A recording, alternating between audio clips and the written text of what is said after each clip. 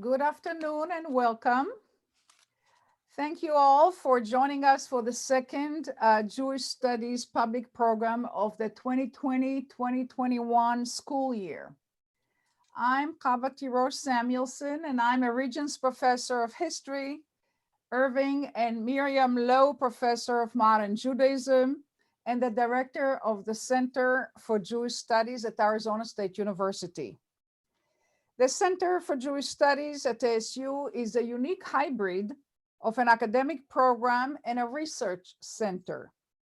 We serve as an intellectual resource for all aspects of the Jewish experience through the ages, covering diverse philosophical, theological, and political perspectives that bear on the study of Judaism. Through undergraduate and graduate courses, research conferences, public lectures and exhibits, Jewish Studies at ASU fosters critical inquiry and scholarly entrepreneurship as we disseminate information about Jewish culture, thereby enhancing the quality of Jewish life in metropolitan Phoenix and around the world. The current coronavirus pandemic has compelled us to conduct our public programs during this academic year via Zoom. And that's both good and not so good. So in fall 2020, we are offering a series entitled Jews and Judaism Today, Some Burning Issues. And this afternoon is the second lecture in the series. The series explores topics of interest to the Jewish community today, including gender and sexuality, which was the focus of the previous lecture. This afternoon, we're going to focus on Black-Jewish relations. And then we will have 3 more lectures this semester, one on Holocaust and Jewish identity, one on Jewish environmentalism, and one on Jewish genealogical research. In spring 2021, we will hold 2 research conferences, one on anti-Semitism in comparative perspectives, and one on Judaism and climate change. And in addition, we will have 3 webinars that will explore the meaning and relevance of Jewish studies for Jews and non-Jews today. So the full schedule of our programs is available online and on the Jewish Studies website.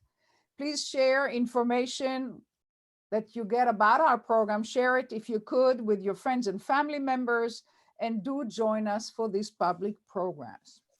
This afternoon, I'm very honored to introduce Professor Cheryl Greenberg, who is our second speaker for this fall lecture series. Cheryl Greenberg is Paul E. Rather Distinguished Professor of History at Trinity College in Hartford, Connecticut. She teaches and writes on African American history, race relations, and 20th century civil rights and social justice movements. She holds a PhD from Columbia University, as well as 2 MAs from Columbia University and a BA from Princeton University. She has spent her academic career entirely at Trinity College, with some occasional visits to other universities, including University of Helsinki in Finland, Columbia University, Harvard University, and Nankai University in China. Her courses have focused on African American history, the history of race in the United States, and many social and cultural history topics, including crime, protest movements, and American society during and after the Cold War. Her publications also cover these topics, ranging from African American communities during the Great Depression to grassroots organizing in the civil rights movement, and from post-war liberalism to Black-Jewish relations. Among her books are the following. The first book is starting with a quote, "Or Does It Explode?" And the subtitle is Black Harlem in the Great Depression. The second book is Troubling the Waters, Black-Jewish Relations in American Century, published in 2006. And the third book is To Ask for an Equal Chance. It's a text with documents on African Americans during the Great Depression. That was published in 2009. So after her talk, I would start the conversation with 1 or 2 questions, and then we will open it up for discussion. You can submit your questions through the Q&A button on the bottom of your screen, and we will try to accommodate as many questions as we can, but let's take it as they come. Now I'm going to mute myself and I'm going to turn off my video camera so we can all listen to Professor Greenberg. So Professor Greenberg, please. Thank you. It's really thrilling to be here, although it was 50 degrees here today, and I understand it's rather warmer there. So I really do wish in this case that I could have come physically, but there we are. I wanted to talk so that you don't have to watch me, but you get to watch my screen so that we can, I can try to illustrate some of the things that I'm saying and see if it makes sense to you guys. Before 2016, I used to give these talks as well, but I gave them in a very different context. It was a moment of resurgent, optimistic, liberal energy. And within that energy, the enthusiasm of both African-American and Jewish groups to see if they could once more join forces to advance the progressive causes that both communities valued. The question I was asked to explore then was, how can they harness this energy to move forward? That now seems rather quaint. Now, we were in what feels like to these same liberals and progressives an entirely new moment of threat and danger, although one with historically familiar and frightening overtones. Even if the country is not, as many fear, on the verge of fascism, they certainly believe that egalitarianism, justice, and democracy are under threat. Some of you may disagree with that assessment, but let's at least agree for the moment that that sense of optimism between Blacks and Jews, between liberals and progressives, has turned into a grim determination on their part to fight against moving backward. So what's to be done? Well, as a historian, of course, I say, look to the past.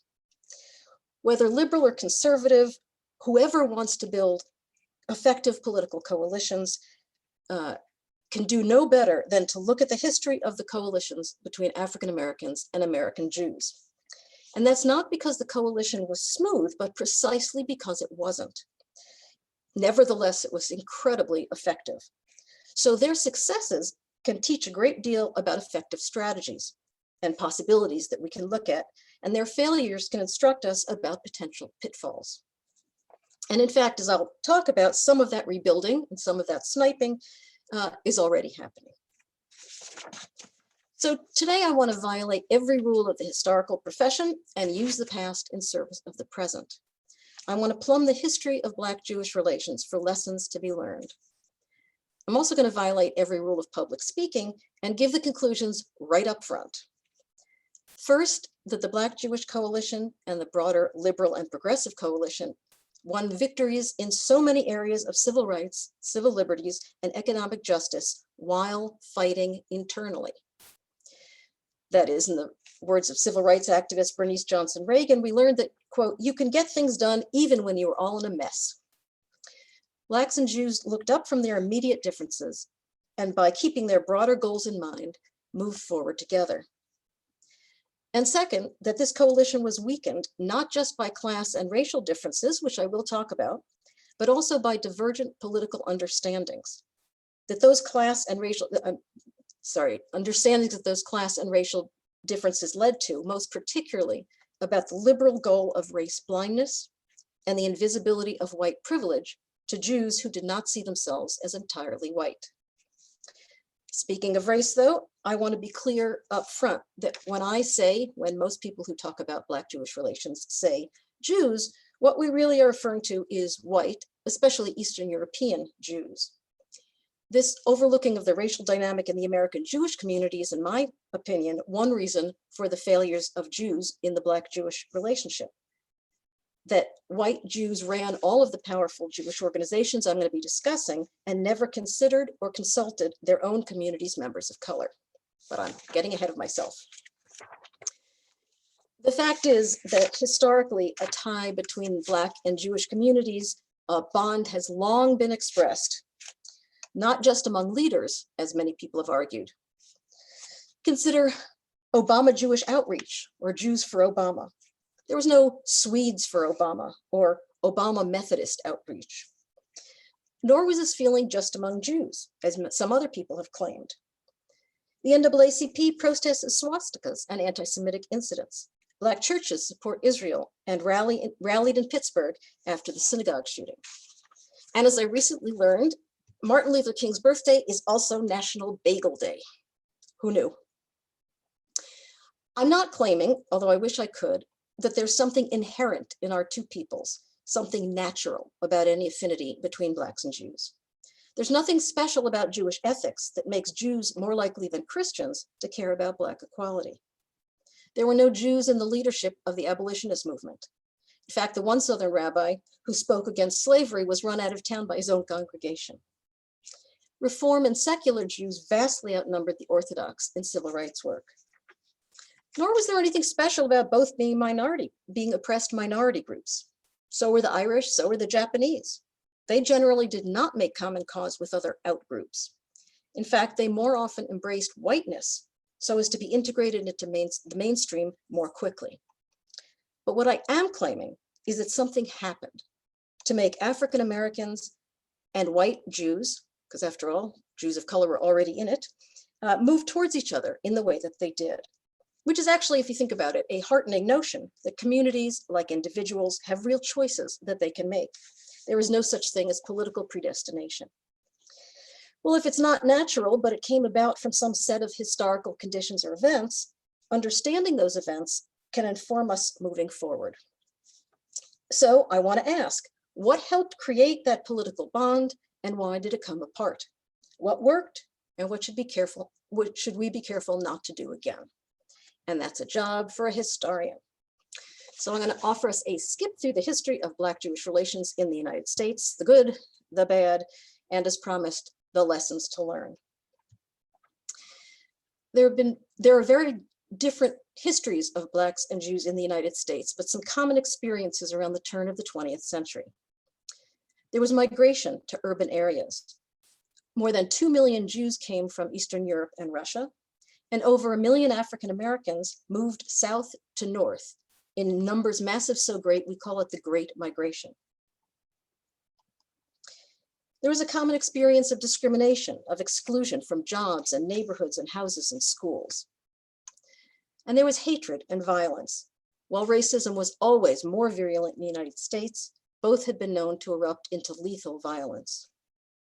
So in response, and like other communities, African Americans and Jewish Americans formed organizations to help themselves.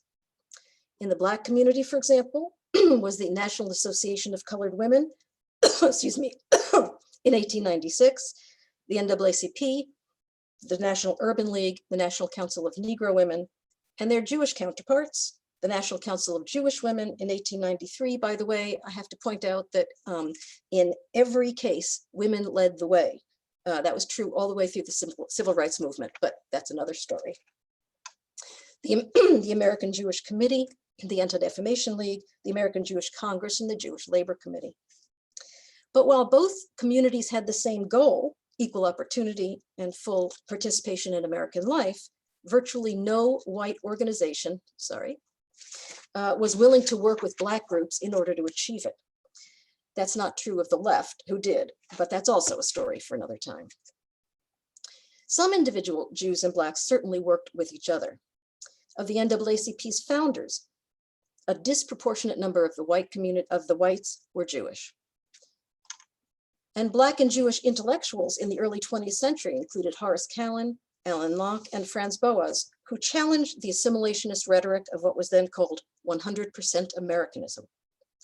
Instead, they suggested we should work on what they called pluralism, that all groups have different cultures and traditions that we should celebrate. They're not a threat because underneath we all share basic values. We're all distinct, but we're not separatist. We are all part of what makes the United States special. But Jews, like other whites, hesitated to get involved with African Americans on a broader level. An ADL leader reasoned, and I'm quoting him here, The difficulties facing the Jews as a minority group are sad enough without our tying ourselves up with another minority group of less influence, and by so doing, probably take on some of their troubles. A group whose difficulties, in my estimation, are even more deplorable than our own. As I said, that was true of most white and other minority groups. They continued to stand apart, but Jews moved. It's because everything changed in the 1930s with the rise of Nazism and fascism, both here and in Europe. Jews reached out to African Americans for help, running, for example, anti-racism rallies together. Sorry.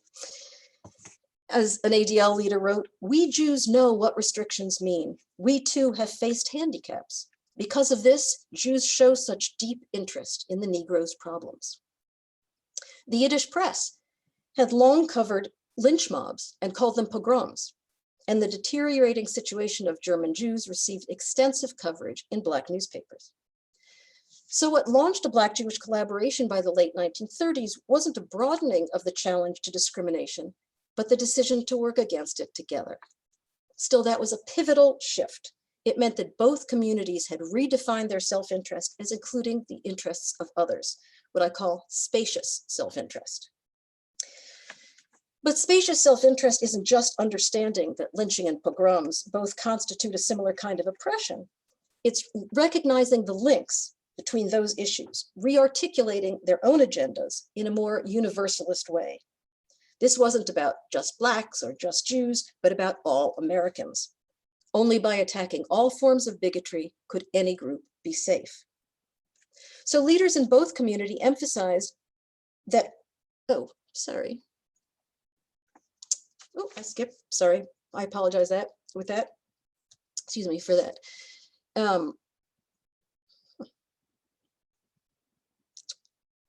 Okay. Some slides got lost. Well, never mind. Okay.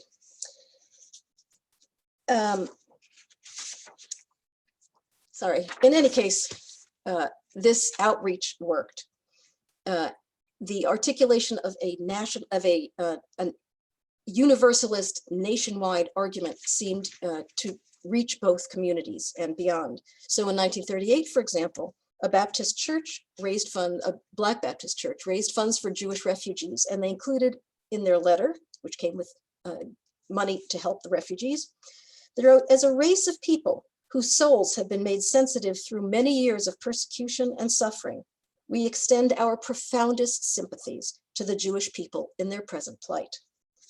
And then there was a wartime study of Detroit, where not only did Black people expect more of Jews than other white people, because they were fellow victims, Jews themselves expected more of Jews. So for this to be meaningful, both communities had to educate their own members about this expansive social vision.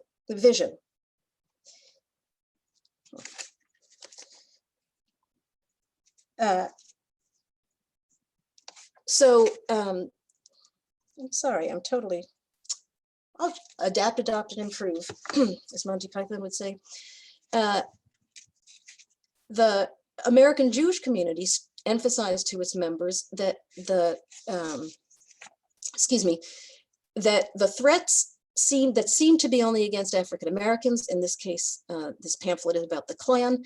In fact, once the African Americans were taken care of, the Jews were always next, and they recognized that and made the argument that they should be together.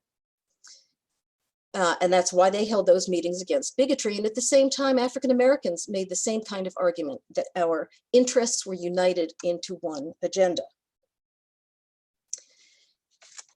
So an example of this kind of taking responsibility for their own internal community came up in New York, where African American women would stand on street corners waiting to get hired to do domestic work. And white women, often Jewish women, would come and pick them up and hire them from the corners. And very often they would get exploited. They might not get paid. It was an awkward situation. And there were many complaints about this in the pages of New York Black magazines. White people didn't do anything, but Jewish people did. The Jews set up a hiring hall where African American domestic workers could come, stay in a safe place. White women could come and hire them for a set fee and sign a contract. So on the one hand, you can argue that Jews were taking much more seriously their commitment to equality and fairness than the rest of the white community. On the other hand, notice who is doing the hiring. So in other words, stressing Black and Jewish similarity in suffering marked crucial racial and class differences between the two communities, which would later help erode the coalition. I'm going to take a small aside here in case I haven't provoked enough of you yet, that all this occurred over the strong complaints and protests of many Southern Jews. They had both absorbed some of the local racial views, and they feared that speaking up would provoke anti-Semitism. And in fact, they were right. They not only kept quiet, they begged their Northern Jewish counterparts to be quiet, or at least stay out of their communities. But that's another story for another time. So really, I'm largely speaking of not only white Jews, but Northern Jews who saw united action on civil rights in that sense of more spacious Jewish self-interest. These political changes in the Black and Jewish community were also affected by changing US politics. So a new public rhetoric emerged. The war effort demanded unity across the country. And news of genocidal violence in Europe made the United States emphasize the importance of toleration and pluralism, at least rhetorically. And in the emergent Cold War, overt US discrimination and segregation was the best propaganda that the USSR had to win over the allegiance of non-white, non-aligned nations. So the result was a newly reshaped political liberalism that understood rights as rooted in individuals, not groups. They advocated access to employment, housing, voting, civic life, protected from discrimination based on one's group membership. It was moderate because, of course, it was anti-communist. But this moderation was okay because it was also pluralist. Since we are all the same under the skin, all we have to do is change our hearts and all else will follow.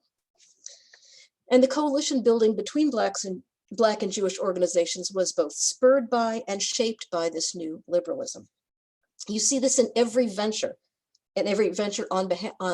undertaken by Blacks and Jews on behalf of integration in the 1940s and 1950s. You saw it locally and nationally among leadership and the grassroots. Where segregation ran by law, they challenged it. Where it violated the law, they took discriminators to court. They proposed civil rights platforms for both the Democratic and the Republican platforms. They testified before congressional committees on civil rights, civil liberties, and social welfare legislation. They ran cooperative letter writing campaigns and petitions. They co-sponsored lobbying efforts. They conferred on legislative and legal strategies, and they concentrated on civic education. Again, because liberalism emphasized treating people as individuals, not members of groups, it implied that discrimination operated on the basis of individual attitudes and behaviors.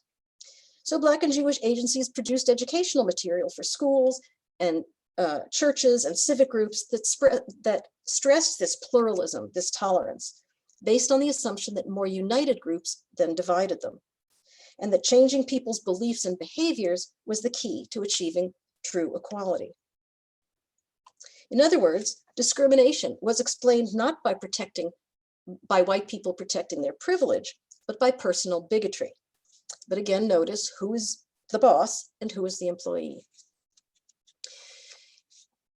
And these two communities' spacious universalist articulation of their liberal values meant that these collaborations went far beyond direct self-interest. Segregation laws, of course, did not affect Jews, but all the major Jewish organizations filed briefs in the Brown decision and dozens of earlier and lesser known cases. The NAACP fought for higher immigration quotas for Jewish refugees, and they lobbied the Haitian, Liberian, and Filipino UN delegations to support the creation of Israel. And their successes were notable. Black and Jewish agencies and their allies desegregated hospitals and schools and housing projects and unions and bowling leagues and restaurants and beaches and medical and legal associations. Local coalitions passed anti-discrimination and anti-KKK legislation in dozens of cities. They integrated workplaces. They challenged the poll tax. They fought segregated housing. In Hollywood, a Black Jewish group challenged racial and ethnic stereotyping. And a joint Black Jewish effort in New York created the state university system to compensate for racial and religious discrimination at private colleges. They opened social and economic opportunities. They expanded anti-discrimination protections. They extended educational and legal equality, and they expanded the social services safety net. But while all this was happening, there were powerful tensions between the two communities. Because most Blacks and Jews remained divided by race, religion, and class, which had real but unrecognized impacts on people's attitudes. And this is because of liberalism's limits. It largely ignored race and class implications, especially because talking about those issues sounded suspiciously like communism. And by focusing so much on the individual, they missed structural problems, institutional racism that went beyond individual bias. In other words, theoretical race blindness was not enough. That's because racial discrimination and its consequences had trapped African Americans, North and South, into low-wage, low-mobility employment. And that was a structural problem. Eastern European Jews, of course, had also begun life here largely at the bottom.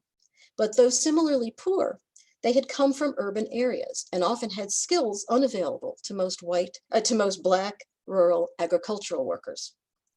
And those two factors, plus good timing and white skin, helped them rise economically despite anti-Semitism. But most Jews who were committed to the individualist liberal ethic didn't recognize the role that structural racism played in limiting Black progress. So here are Jews, primarily white and economically more successful, those two things were linked, of course, working in African-American neighborhoods because they were also less racist than other white groups. Jews saw themselves as open, tolerant, rising on hard work. They don't see themselves as whites. White people had persecuted them in Europe. But African Americans did see Jews as whites. They had economic benefits because they were white, even though Jews didn't see it. So because Jews were in Black neighborhoods, Blacks saw them not as social outsiders, but as insiders exploiting Black outsiders. And they protest. Jews see these protests as anti-Semitic. Black people see it as rich white people soaking poor Black people. And at the same time, historic Christian anti-Semitism sometimes turned Black class resentment into anti-Semitic expressions. As James Baldwin famously wrote, Negroes are anti-Semitic because they're anti-white. To be explicit then, even as they made common cause politically, Black-Jewish collaboration was weakened because racial and class differences still divided most Blacks and Jews. But that fact, by and large, went unacknowledged and unaddressed. Despite those tensions, and despite Jews' increasing economic status, Jewish groups continued to support civil rights efforts with their Black colleagues well into the 60s, including demonstrations, marches and lobbying, and the hardest and most dangerous organizing work. This is Goodman, Schwerner, and Cheney, who were killed at the start of Freedom Summer in Mississippi in 1964. And the two heads of the Leadership Conference on Civil Rights were Roy Wilkins of the NAACP and Arnold Aronson of the National Jewish Community Relations Advisory Council. But meanwhile, the liberal consensus was fraying around them. By the mid-1960s, many, especially to young people, liberalism seemed to have failed the movement. There had been no federal protection for those engaged in legal activities like registering to vote. Attacks on civil rights people went unpunished. And at the Democratic National Convention in 1964, that alleged liberal party would not seat the Black Mississippi Freedom Delegation in order to replace the one elected by an illegal all-white primary. And King was attacked in Chicago, one of the bastions of Northern liberalism. All this provokes Black nationalism, militants, Black power. SNCC and CORE became all Black. We see the rising of the Black Panther Party. The argument was you can't trust white liberals because when forced to choose, they act not as liberals, but as whites. They criticized liberalism also for its commitment to integration. Not only was it unachievable, it was cultural genocide. And alliances they made with others of color and anti-colonial movements moved many of these Black activists to criticize Israel for its treatment of Palestinians. And this greatly hurt Jews, despite assurances from established Black leaders. Meanwhile, though, Jews were rethinking their own commitments. It was not just about Israel. They saw Black nationalism, Black separatism as a wound in the heart. And they saw radicalism as a tactical error that they believed would alienate moderates who were still needed to pass further civil rights legislation. And as the civil rights movement moved north into the neighborhoods of these liberal Jews, the question of integration took on a different meaning. And I did try to throw in Phoenix there, which was as close as I could come to this kind of redlining. With concerns couched in class rather than racial terms, most white Jews fled the cities to the suburbs almost as quickly as white Christians to avoid what they perceived as the deterioration of their schools and neighborhoods as municipal services declined with the white population. Jewish leaders recommended patience and moderation to Black colleagues. But Black leaders, to whom in King's words, later has almost always meant never, read this as evidence that Jews could not be relied on as allies. But that was not true. Most Jews still believed in a liberalism that focused on individuals rather than groups. And their blindness to the benefit that white skin brought allowed them to believe they had risen on their own merits. And so Black people could do the same if they just kept going. Unable to see the limits of their own liberalism, these white Jews fundamentally misunderstood the frustration and anger of many Black activists. And they felt that African Americans were moving away from the political vision that they had shared. Again, neither group reflected on what we now call intersectionality. That is, everyone interprets events from their own perspective. Avoiding these sorts of misunderstandings would have required intentionally incorporating multiple viewpoints into any political analysis and being wary of potential paternalism or assumptions of a quid pro quo. Except around the edges, that really did not happen. And I have to point out here again that the failure to think through different perspectives was nowhere clearer than the failure of Jewish organizations, almost exclusively white, to bring in Jews of color. It's why Black-Jewish relations really has always meant Black-white-Jewish relations. It was precisely because of these sorts of divisions that collaboration foundered. Divergent political understandings became visible in occasions of direct Black-Jewish confrontation and division, such as the Ocean Hill-Brownsville neighborhood in 1968, which pitted a primarily Black community against a primarily Jewish teachers union, but many saw it as a Black-Jewish confrontation. And in the affirmative action cases of the 1970s, the DeFunis and Bakke cases, Black agencies filed briefs on behalf of affirmative action, while most Jewish groups filed in opposition. It was the first time that Black and Jewish organizations had positioned themselves on opposite sides of a civil rights case. For Jews, affirmative action violated the race-blind individualist liberalism they still believed in. They thought that explicit consideration of group membership was the antithesis of liberalism. But for African Americans, affirmative action was crucial to close the gap between the rhetoric of race blindness and the reality of continued discrimination and structural or institutionalized racism. Other examples of Black-Jewish conflict became nastier, such as the riot in Crown Heights in 1991, and public Black expressions of anti-Semitism, especially with Minister Farrakhan and the Nation of Islam. But it wasn't just political differences or violence that lessened cooperation. The Jewish community itself had changed. Now, economically in the middle class and living primarily in suburbs, Jews and their agencies turned their attention away from the problems of poverty and urban life, and some went even further. arguing in a version that we now, a version of politics we now call neoconservatism, argued that liberalism had transformed into favoritism, social disorganization, bloated budgets, and a nanny state. So if Black nationalists challenged liberalism from one side, a Jewish shift toward conservatism and parochialism did so on the other. And the outgrowth of this sort of distrust of others also led to what we now call identity politics, which refocused or narrowed what each group defined as its self-interest and its particular concerns. Meanwhile, the gap between Black and white incomes and life chances, which had begun to shrink in the 1960s, widened again.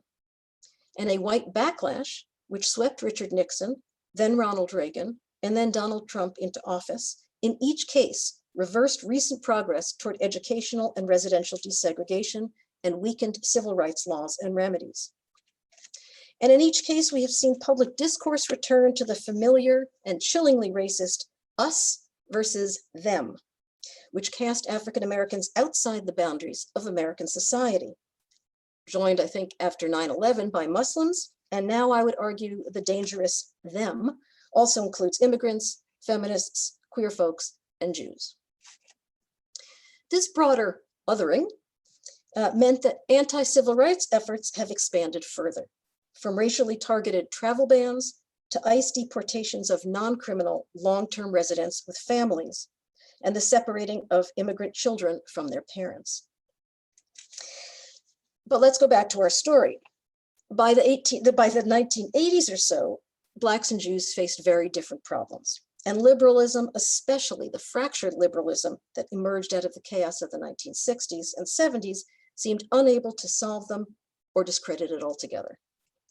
And that's where the story usually ends.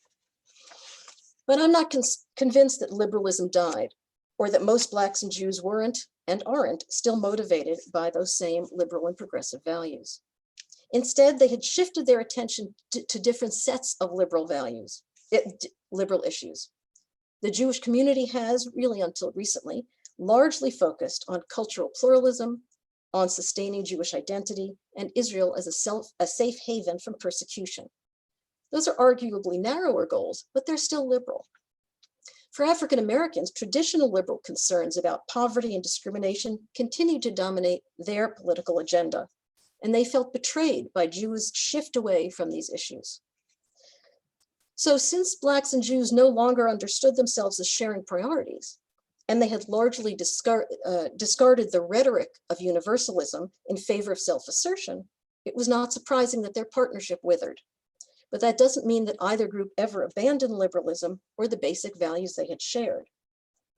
The fact is, all along, most white Jews continued to look a lot like traditional liberals in their lesser level of racism, their continued commitment to traditional civil rights, their attitudes towards social issues, and certainly in their self-perception. You know, the old Jewish joke, Jews earn like Episcopalians and vote like Puerto Ricans.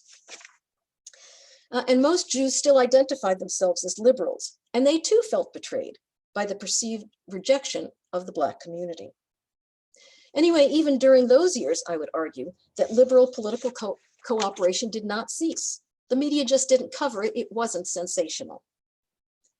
Black and Jewish groups continued and continue today to collaborate on strengthening aid to public education, anti-poverty programs, access to healthcare, hate crimes and anti-discrimination legislation, voting rights, women's rights, gender equality, or at least now, what they see as fighting to protect what they have from being stripped away altogether. They continue to challenge outbursts of genocidal violence and racial and religious hatred. They both still monitor all cases of bigotry, and they continue their tolerance work, which of course they now call diversity or inclusion. And in the more recent affirmative action cases, most Jewish groups filed briefs in favor. Now more Jews understood the conflict between race-blind theory and existing structures of inequality. In fact, Blacks and Jews are still the two groups most likely to vote Democratic. It was 93% and 70% respectively in 2012, compared to 39% of the entire white community, 80% and 74% in 2016, 90% and 79% in 2018. They are still the highest two groups, although the most recent survey by Pew suggests that Asians, not surprisingly, may have inched out Jews in their support of the Democratic candidate. Both communities remain invested in the progressive politics that underlay the Civil Rights Coalition, and both groups have reasserted the importance of working together, even in Crown Heights. For almost a decade now, well before President Trump emerged, as I mentioned in the beginning, there's been a striking new energy in both communities to tackle what they see as broad social problems, from voting rights to LGBTQ equality, from ongoing discrimination to strengthening civic engagement, and to do this in coalition.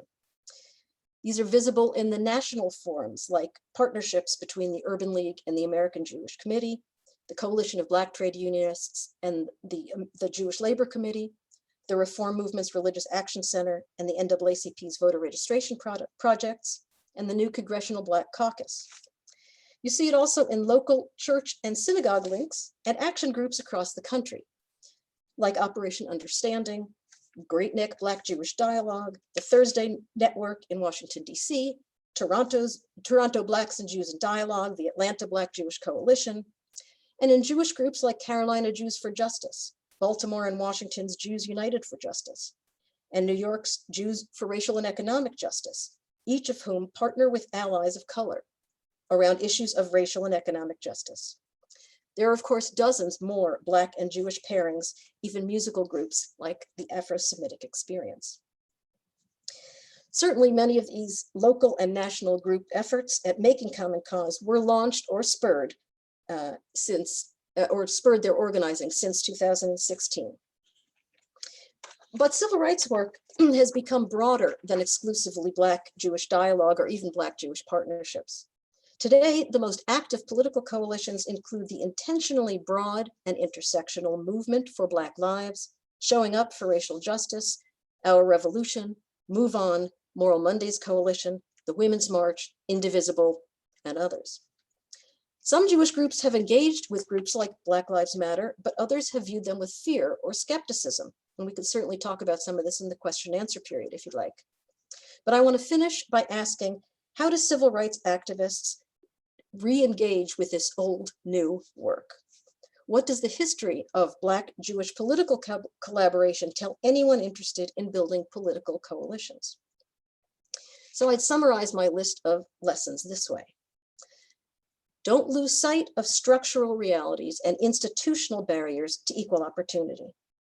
When Jews focused on our victimhood and not on our privilege, we failed to recognize that much of our success came from opportunities and benefits offered only to whites. And we lost our ability to strategize effectively to bring down those barriers, and we lost the trust of coalition partners. We must educate people about how these real but often invisible barriers operate and work actively to dismantle them, both in the broader community and in our own communities. Changing individual hearts and minds is not enough. A race-blind vision of equality is not enough. We have to be honest about how those racial and class racial and class positions affect relationships of coalition partners. Explore rather than ignore differences both within and between communities. Learn from the idea of intersectionality. Consider things from multiple perspectives and standpoints. You must look internally, reinforcing your own community's embrace of a shared agenda and challenge its parochialism. It can't simply be about the small us. We've learned that the struggle is most effective when it operates on all levels, national and local, men, women, elite, grassroots, and on many fronts simultaneously. Lobbying, teaching, legislating, demonstrating, organizing, negotiating. It's important to focus on points of commonality among allies and recognize there are points of difference without letting them stop forward motion. We've seen that despite the real tensions between Blacks and Jews all the way through the 20th century, Jews stuck with their civil rights commitments, and even nationalist Black organizations welcomed white allies. We can move, in other words, even when things are in a mess. Similarly, with points of difference within our own community. King and Malcolm X disagreed about just about everything, but Malcolm was clear that they shared the same end goal. If society rejected King, he kept saying, it would have to confront him. Snick mockingly called King the Lord. Young Jewish activists poo-pooed the contributions of liberal Jewish organizations, and Southern rabbis pushed back against Northern Jewish public activism. But these internal divisions did not prevent the work they all supported from moving forward. Today, there are fierce disagreements within both the Black and Jewish communities about how to proceed. Hell, I have disagreements with myself, 2 Jews, 3 opinions. We have to acknowledge them, we have to confront them, and then find ways to move on despite them. But most important, it seems to me, we have to return to a time when we defended our self-interest spaciously and together helped build a movement that transformed American society. When perceived self-interest narrowed and became more parochial, the movement lost its momentum. We've also learned that talk is not enough. As we saw in the civil rights struggle, change only came when talk moved to action. And to even stop pretending that I'm a dispassionate historian, we can't wait. It's not just the actions of President Trump and his administration and the increased polarization and hatred that is now so openly and dangerously expressed. We still face the challenges we did before of underemployment, poverty, mass incarceration, a frayed safety net, the global warming, and the grotesque disparities of wealth that threaten our nation's well-being, challenges that have really only intensified in recent years. The weakening of civil rights protections, and again, not just under Trump, have resegregated too much of society. And too often, compassion for others, the very idea of civil society, has vanished as a motivation for action or legislation. This coalition building has already begun. How we move forward is up to all of us, but I hope some of these findings point toward some possibilities. Thank you.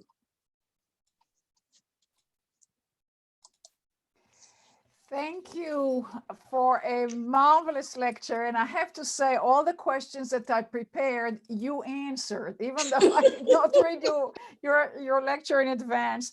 So I will start with a question that kind of struck me as I watched this very marvelous visual presentation as well as your text. What can you say a little bit more about the relationship between the religious and the secular dimensions of this struggle? Many of the people at the forefront of the movement, the civil rights movement on both sides, were profoundly religious people, both institutional and in their faith commitment. So how does it all work in terms of the balance between the religion and the secular? It's a great question, and it's complicated, as everything is here.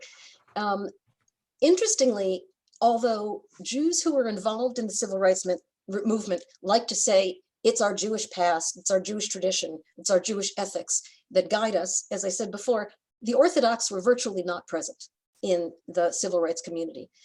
The most active Jews were either Reform Jews or secular Jews or leftist Jews, who of course were in some sense anti-religious. That's not to say that Jewish ethics doesn't value these things, but it was a deliberate choice by the Reform and to a certain extent the conservative movement to emphasize that part of our tradition in order to justify what I think is actually a political argument to defend civil rights, as well as an ethical argument. And I say that only because it's not as if Christianity doesn't argue the same ethics.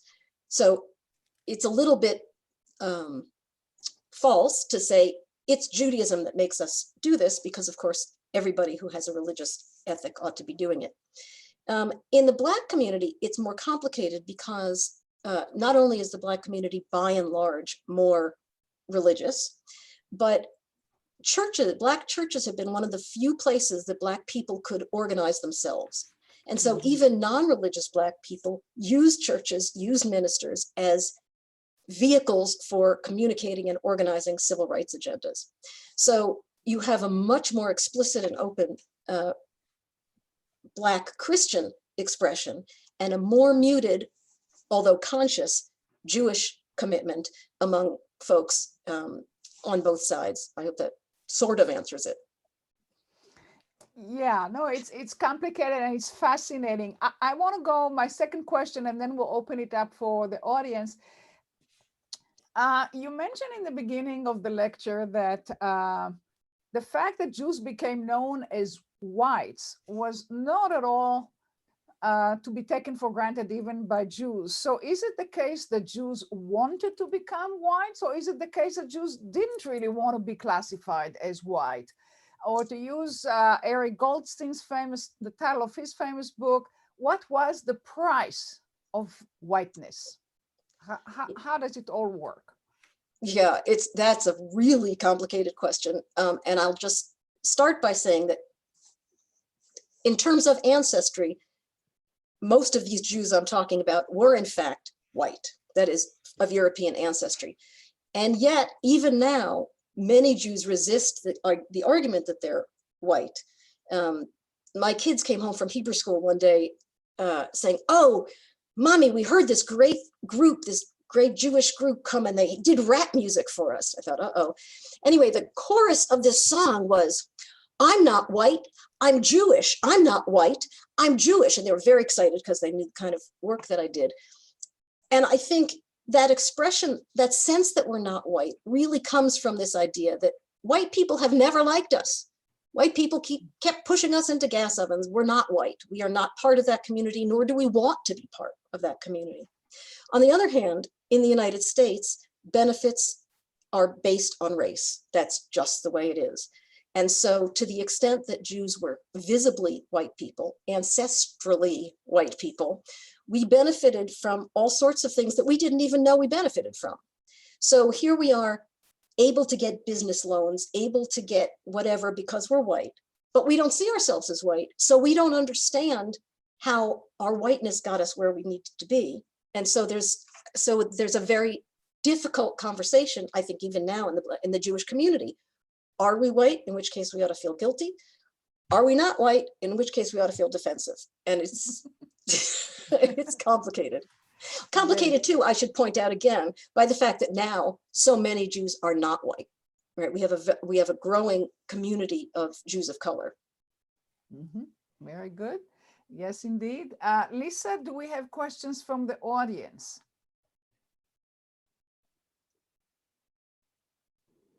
We need to open it up. If anyone has questions at this time, please put them into the Q&A and we will read them.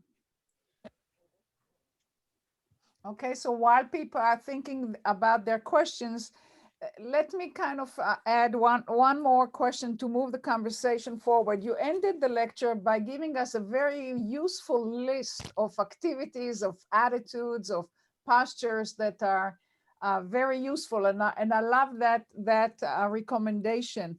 But if you were to talk to somebody, let's say in the Jewish community of Hartford, what would you say to the head of the Jewish Federation in Hartford, and by the same token, it could be the head of the Jewish Federation in Phoenix?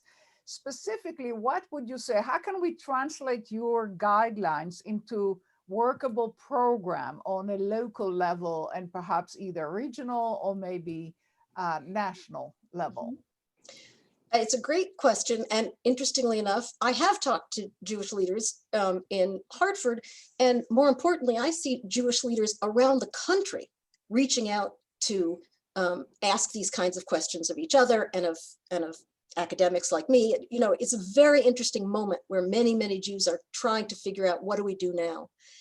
And I think the challenge is to be honest about our past experiences.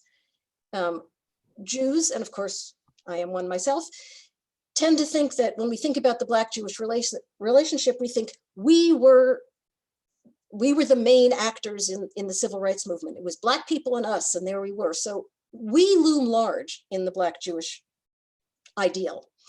For Black people, Jews are one among many groups of allies. Mm. And so Black-Jewish relations as a thing is way more important in the Jewish community than in the Black community. I don't mean that Black people don't respect Jews or don't want Jewish allies, but they don't think of it as, oh my God, what are we going to do about Black-Jewish relations, in the way that Jews do. So Jewish groups or leaders reaching out in the ways that you're talking about are exactly that question. Jews care more about our relationship. African Americans care more about the work. And so the most successful outreach efforts that I've seen around the country have been groups that say, okay, we understand that this system of racism and discrimination hurts all of us in different ways, but it hurts all of us. What can we do? Not remember us, we were there, or you owe us, or anything like that. What can we do to move your agenda forward? Because really, it's all of our agendas. And I think it's only when you make that statement, take that step, that you can really move forward in a meaningful way. And as I said, I've seen those steps all over the country. It's from my perspective, it's great. It's Yeah, exciting. thank you. Thank you. That's very useful. Lisa, Yes, questions? we have two questions. One is, what is a Reformed Jew? So I don't know if you want me to take that or if you want to take that, but I think that's a good question. Go for it. I mean, I can answer it too, but I bet Yeah, you can go ahead. do even better. Go ahead. You want me to? Okay. Yeah. Yeah, there are multiple sort of flavors of Judaism, but the main three are Orthodox, which adhere most closely to the Torah and the Talmud, traditional rules of Judaism. There's conservative, which I'll come back to because it's sort of somewhere in the middle, and there's Reform. Reform Judaism emerged out of Germany and an attempt to make Judaism more modern, and made a shift from tradition and ritual into ethics and a shift into action. They went so far, they stopped keeping kosher, stuff like that a group of people who believed in modernizing Judaism but couldn't go that far, then created something called the conservative movement, and that's the one in between. There are others like, well, anyway, those are the three. So the Reform Jews tend to be the least ritualistically Jewish, but the most politically, ethically, maybe even ethnically Jewish folks. So they have many organizations within the Reform community on racial justice, on social justice, those sorts of things. They are always at the forefront of social justice work in the religious Jewish community. But there's people who are nothing, of course, I mean, who identify as Jews, but not within those three frameworks. But anyway, so does that answer the question? Yeah, I think that answers the question. The next question is the attitude of white European background Jews towards traditionally Black Jews getting more accepting? You mean they're defining Black Jews as those whose Judaism predates slavery? No, I'm not. I mean, they may. I think but you have to clarify yeah, they're who you're talking about when you say Black Jews. right. That's what I try to say. What the current term is Jews of color, which essentially means Jews from Africa, Jews from the Middle East, right? All the people who are not traditionally white are Jews of color. So many of them are African American, and those are the people for whom anti-Black racism is most salient, obviously, but there are also Latino Jews and right. But there have been Jews of color, Black Jews, etc., for as long as there's been Judaism. But especially in the 20th century, as African Americans and Jewish Americans came into contact in all sorts of ways, there's been a rise of the number of Jews of color through things like intermarriage. For a long time, if it was a Black-white intermarriage, over half of them were between Black people and Jewish people, which is kind of interesting, of all the white groups, in other words. So we now have many, many people who, some of whom have been Black since slavery, have been Jewish since slavery, since before slavery, some of whom intermarried, whose parents intermarried and were raised Jewish. So there are some people who've converted. So now they're estimating that somewhere between 15 and 20% of the Jewish community are Jews of color. some large proportion of them, of course, are Black American, or also Asian American, which I forgot to mention. What's complicated is, at least for me, that when we say Jews, we usually think of white Jews, even if Jews don't think of themselves as white. And that's, I think, because when I was growing up, I didn't even know there were people who were Black who might be Jewish, except for Sammy Davis Jr., of course. We all knew Sammy Davis Jr. But other than that, I didn't know there were any. And when I got to be older and I realized that there were Black synagogues, they had no relationship with the regular Jewish community. It was really very interesting.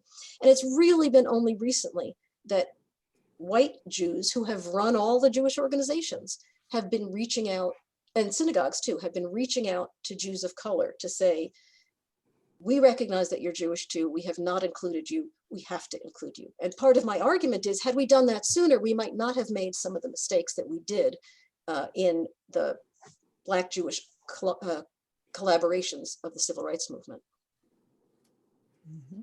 Great. Will minorities always have to bow down to the will of the majority? Oh God, I hope not.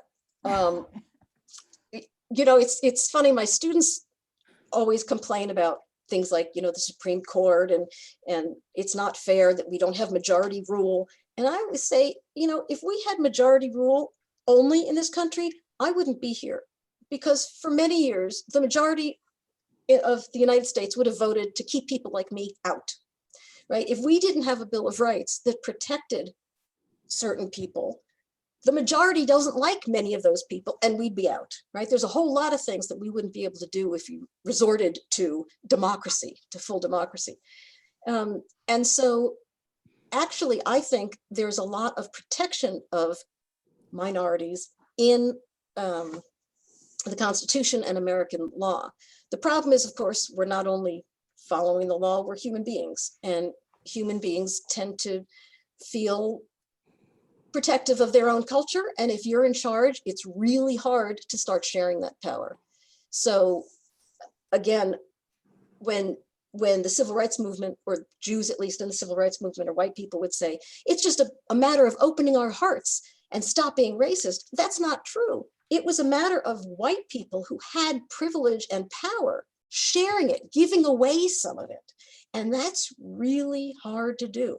So as long as people in power want to keep that power, everybody else, by definition, the minorities, right, whoever they are, whatever they are going to have to struggle, it seems to me. And the only thing we can do in the United States is hold on to those protections that minorities have, because, as I said, it's very hard to get people to give up power once they have it. Good answer.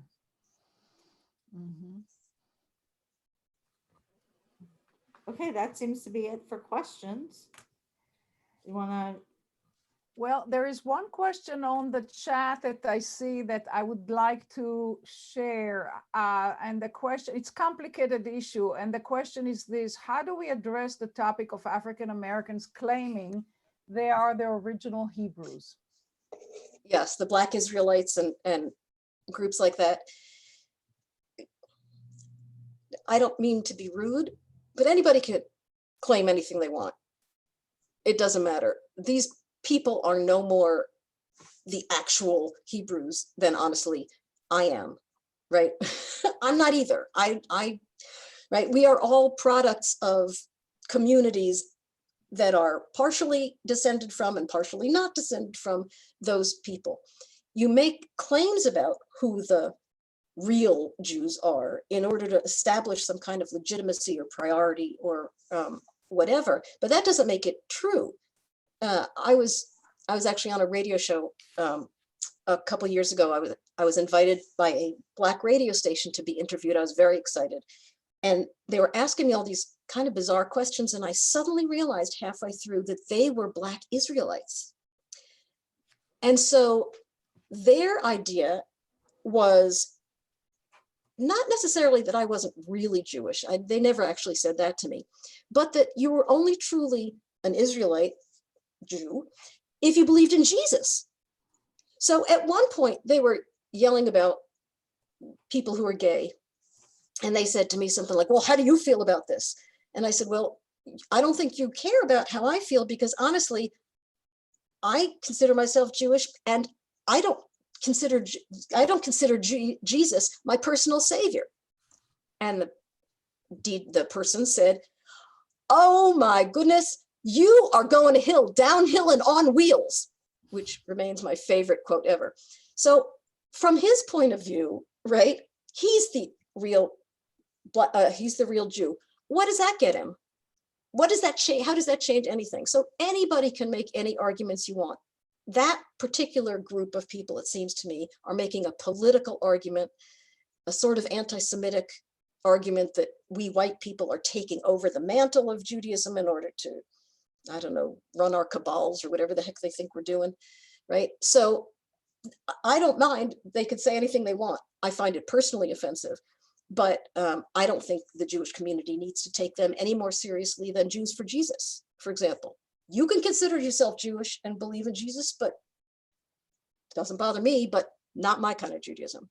So it's a very interesting question because they're kind of obnoxious on those street corners, but. Well, by way of concluding question, let me pose this. Are you optimistic or pessimistic about let's say, the coming decade? What do you see is in store for us in Black-Jewish relations? I'm actually very optimistic about Black-Jewish relations, although I'm not necessarily optimistic about the rest of the world. I think that, like it or not, the current political climate is so frightening to so many Jews and so many African Americans and so many other minority groups that they have become much more committed to fighting together against it. And I see that everywhere, in Jewish organizations who are reaching out, in other organizations that are reaching out. They absolutely understand, they have been made to understand that all these things are united. So when they march in Charlottesville with the tiki torches, right, they don't like Black people. They're quite clear about that. And then they say, Jews will not replace us. So we're really behind that too. So I think that the realities today have brought Blacks and Jews and other minority groups together in the sense that they understand what's at stake. And so I think that relationship is going to be strengthened. On the other hand, what they're going to have to do with that unity, it seems to me, depends on the rest of things, like how democracy is going to play out after the election, regardless of who wins, and where we're going to go in those sorts of moves. So I'm a little nervous about the future in general, but I'm actually quite optimistic, whatever that future is, that Black people and Jewish people and others will face it together. Great. Thank you so much. So I'm going to, on behalf of all of us, I'm going to thank Professor Greenberg for sharing her vast knowledge with us. And we hope all of you have enjoyed today's opportunity to learn